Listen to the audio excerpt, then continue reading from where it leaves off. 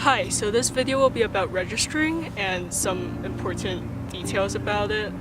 You should be able to access this registrar site where you have all the information you need. This video will give you the highlights of that and will also give you some potentially helpful advice.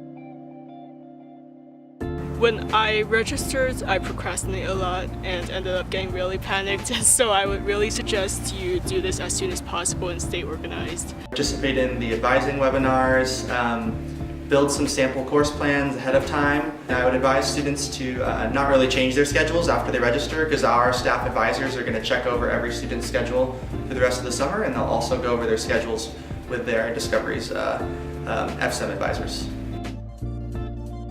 Step 1 would be in May. You would have to submit your test scores if you have any, and you will also have to send in your immunization records.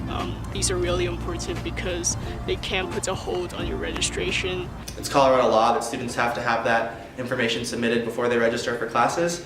And if students don't have their immunization records, they can they submit a waiver, which just means that in case there's an outbreak of anything on campus, then they wouldn't be able to attend classes, but then they didn't have to submit their immunization stuff. Step 2 would be to participate in the advising webinars. On Wednesday, June 5th and on Wednesday, June 12th, there's going to be 2 sets of webinars that happen. The ones on the 5th are going to be a bit broader, focused on sort of general DU advising, how to register for classes, and then there's one on students who are pre-health, who want to go into the medical field after they finish their undergrad. And then on the 12th, there will be webinars on all of the college-specific programs. So for like the Daniels College of Business, there will be an Arts and Sciences one for Natural Science, Mathematics, that kind of thing. There will be advisors and faculty members who will be participating in the webinars who can answer any questions that might come up. And they'll be recorded, and so then students can reference them throughout the rest of the summer if they weren't able to attend. Step 3, which is also in June, would be to complete the language assessment exam or the math advising tool, depending on your major, so you'll have to check about that. The math advising tool and the language assessment testing, just to evaluate if, which math, specifically calculus classes they should be taking, and also if students want to test into a higher level language for their second language, they should complete the language assessment test. And you also have to start planning for courses. It's best to make multiple plans just in case you're unable to register for some of your courses on the day. Step 4, which is in July, would be to actually prepare for registration. You'll have to complete your billing agreement, and you'll have to check your registration time.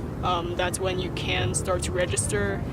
And you'll also have to make sure DU has received your test scores. Now this part is really important. The registration deadline is July 23rd. You should really do this as soon as you possibly can because classes fill up really quickly. And as mentioned before, you should have multiple plans just in case you can't make it into some of your classes. If students have further questions, they can reach out to our advising staff at advising@du.edu. If they have non-advising questions, they can reach out to myself. I'm so confused at du.edu. We also put together an FAQ page for all the frequently asked questions that we anticipate incoming students having. Finally, just make sure you follow all the steps on the registrar website and make sure you meet all the deadlines, and then you should be good to go. For other useful information, feel free to check out our blog or other videos on this YouTube channel. And we look forward to seeing you at DU.